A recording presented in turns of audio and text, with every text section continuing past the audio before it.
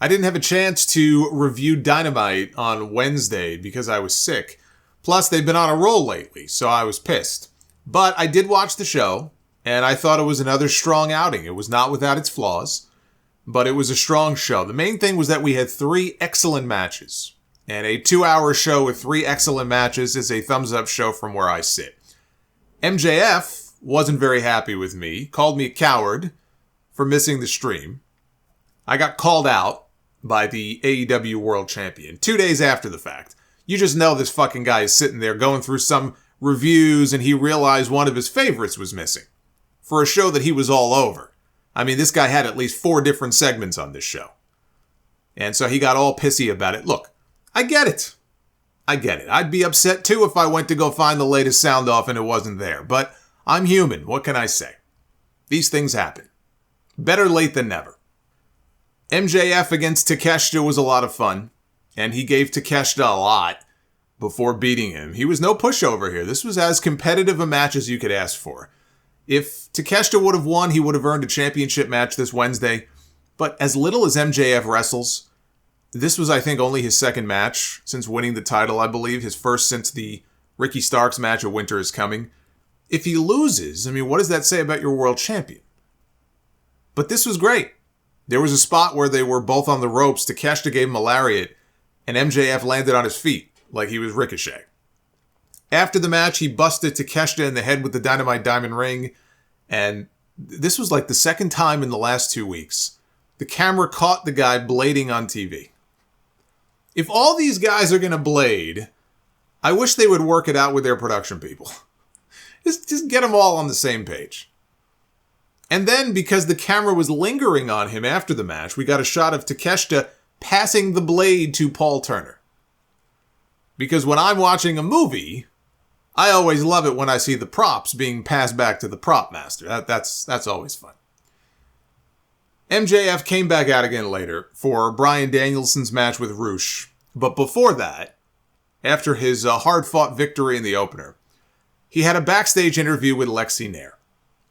And he told a story that was apparently rooted, at least to some degree, in reality, even though this gave off a strong Katie Vick vibe, minus the whole having sex with a mannequin in a funeral home thing. He talked about hydroplaning his car when he was in high school with the girl he was with, giving him oral in the front seat. And to protect her identity, he called her Liv, which is why Liv Morgan was trending all night on Twitter. I'm sure she had a good laugh about that when her phone started to blow up. He hit a telephone pole. She cracked her head on the windshield. It didn't kill her, like poor Katie. But he said that he was met with adversity in that moment as he could hear the cops coming. He could hear the sirens, and he was only 1 traffic ticket away from getting his driver's license revoked. So he had to make a decision. And so he switched seats with her to make it look like she was the one driving instead of him. He says, in this life, there are winners and there are losers, and he was going to expose Bryan Danielson for the loser that he is. There was an accident in real life when he spun out with his football buddies and hit either a tree or a telephone pole. He's done this before. He likes to weave some of his real life experiences into his promos. I think it was one of his promos during the CM Punk feud where he told the story of being bullied by some anti-Semitic shitheads in school. This one was designed to make him even more of a scumbag than you already thought he was. And I also loved, by the way, how he admitted to multiple crimes on live television. This is wrestling, though, so, that sort of thing is sort of accepted. As long as it happens on a wrestling program, it's not admissible in court. There were reports of fans phoning the Nassau County Police Department in Long Island to report him for this heinous crime. So long as they don't make Liv the Fellatio Queen a recurring character on this show like WWE did those few weeks with Katie, then this served its purpose. The man is a prick. This was meant to reinforce that idea and remind you of how much of a prick he really is. Jamie Hayter beat the Bunny in a match that looked like it went home early because the Bunny may have gotten hurt on an ugly suplex. So it's hard to judge this. The finish came out of nowhere. They obviously had more planned, so I don't want to say anything more than that. Ricky Starks had to run the gauntlet against the Jericho Appreciation Society. He beat Parker and Menard in the first 90 seconds of the match. Then he had to wrestle Daniel Garcia, and he lost. After Chris Jericho, in the front row wearing a lucha mask, hit Ricky with the worst Judas effect that I have ever seen. Jericho must have still been hungover from his cruise. And poor Ricky Starks not only had to sell it, but a lifetime went by before Garcia finally got him back in the ring, and then he pinned him. And even after the match was over, when Jericho pulled the mask off to reveal himself, Starks had to continue selling this. This whole thing made Ricky look like such a tool. And by the way, as if he didn't know what he would have to contend with wrestling these guys. He had no backup plan to bring in any help.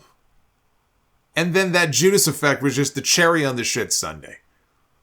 Here we are over a month after Ricky Starks already pinned Chris Jericho clean, and he's out there alone fighting for the right to wrestle him again.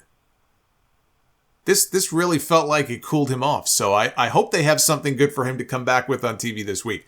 My idea? Just put a microphone in his hand. When all else fails, you put a live mic in his hand and he'll do the rest. The man is gold on the microphone. Danielson was backstage in the trainer's room with Takeshita being interviewed by Renee when somebody locked them inside.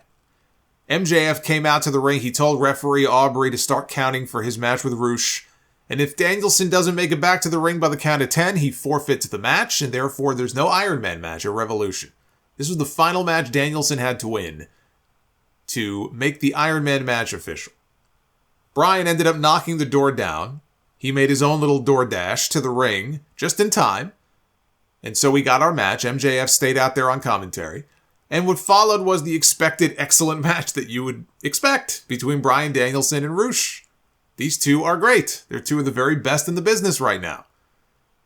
Danielson already has 3 early match of the year contenders on his resume, just from this gauntlet alone that MJF has been making him run through with his matches against Takeshita, Bandito, and now Rush.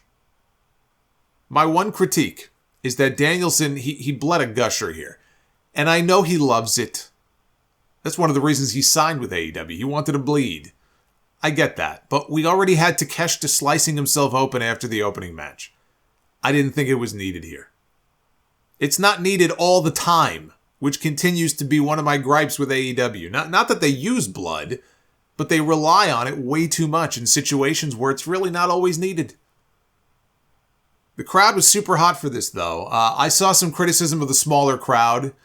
They had around, I think, 4,000 in the building, which honestly, that wasn't too far off from the capacity of the venue that they were in. I don't see what the problem is. They've routinely done crowds of 5,000 or more recently. They generally run smaller venues, and I'm sure part of that is the fact that WWE has most of the bigger buildings on lock. So yes, AEW has gone through a stretch with some light crowds. They've definitely had some issues in that department, and that's been a problem. But to criticize the last, I'd say, month or so of TV for having small crowds, I think that's being disingenuous. And the crowds they do have, I don't care how small they are, the crowds they do have, they have been louder than most crowds that you see on WWE for Raw or SmackDown, outside of the Sami Zayn stuff. Most of the AEW crowds blow the WWE crowds away, just in terms of their reaction and how loud they are and how energetic they are. If you have an AEW Dynamite taping with 3,500 people in a relatively small building, and you have a WWE, let's say SmackDown, that's in a building with 8,000 or 9,000 people, more often than not, that crowd will be dead, and the AEW crowd will sound like a 10,000 seat arena. I'll take that over most of the WWE crowds that we get. So I don't see what the big deal is. Danielson wins with the running knee. He punches his ticket to Revolution to the surprise of absolutely nobody. MJF hit him with the Dynamite Diamond Ring after, like he did with Takeshita. And he locked on the Salt of the Earth arm breaker. He refused to let go. He looked like a crazy man in there. They had to try to pull him off. Then we had the Elite successfully defending their trios titles against AR Fox and Top Flight.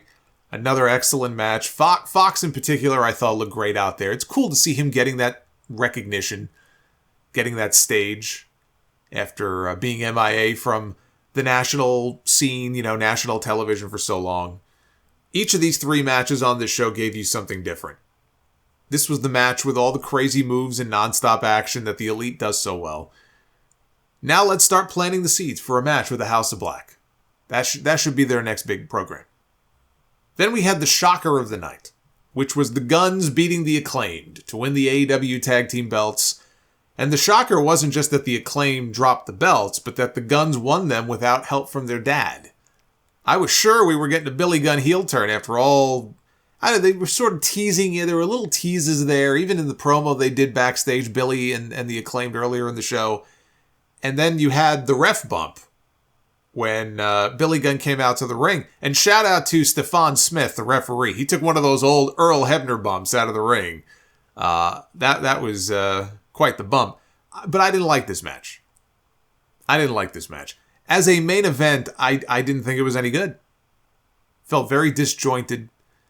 They really wanted you to think Billy was turning, but instead the Guns hit their dad with one of the tag belts.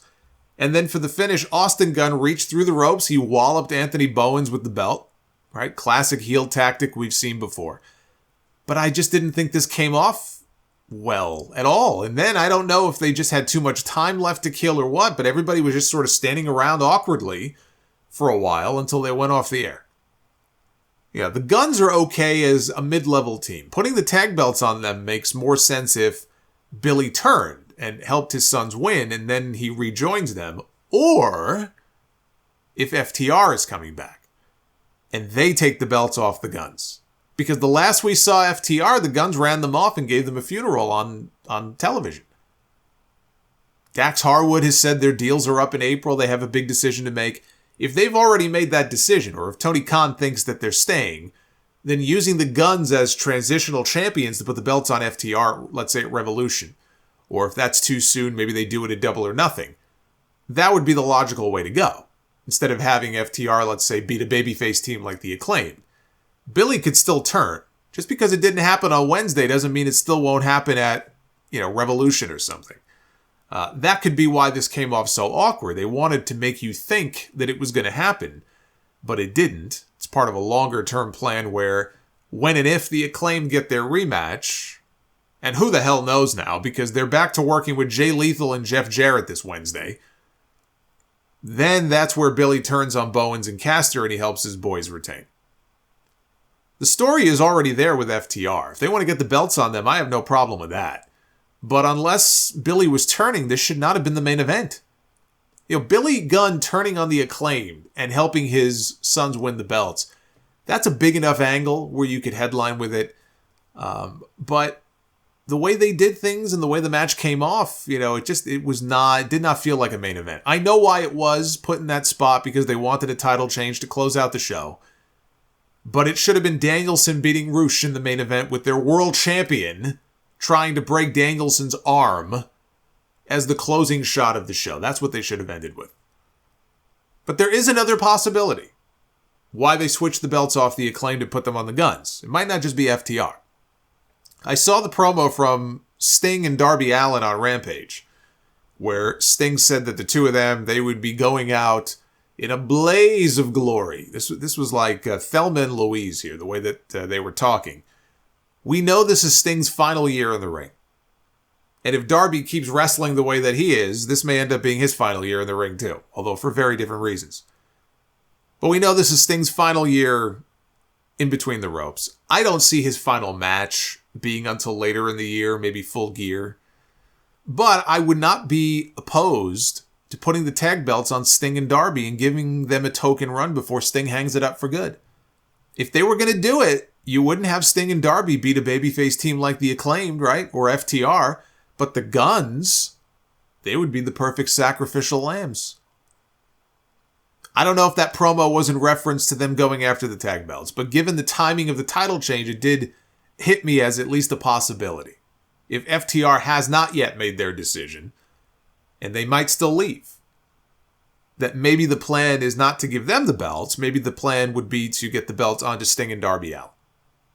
Now, the Dynamite lineup for Wednesday, it's only Sunday, and it's already pretty stacked. I don't know how much more they could add to this. We've got the Blackpool Combat Club against La Facción Ingobernable in a Texas Tornado match. Brian Cage takes on Jungle Boy. Mark Briscoe is back. He's going to be taking on Josh Woods. This stems from a backstage confrontation on Rampage, where smart Mark Sterling and Woods interrupted a Briscoe promo. Tony Storm, Britt Baker, and Ruby Soho in a triple threat match. Hangman Page takes on Kip Sabian. The Acclaimed, Billy Gunn, and Orange Cassidy take on Jay Lethal, Jeff Jarrett, Satnam Singh, and Sanjay Dutt. Jim Ross interviews Wardlow, Renee will interview Adam Cole, and the AEW World Champion, MJF, is obligated to appear. We'll see if the coward shows up.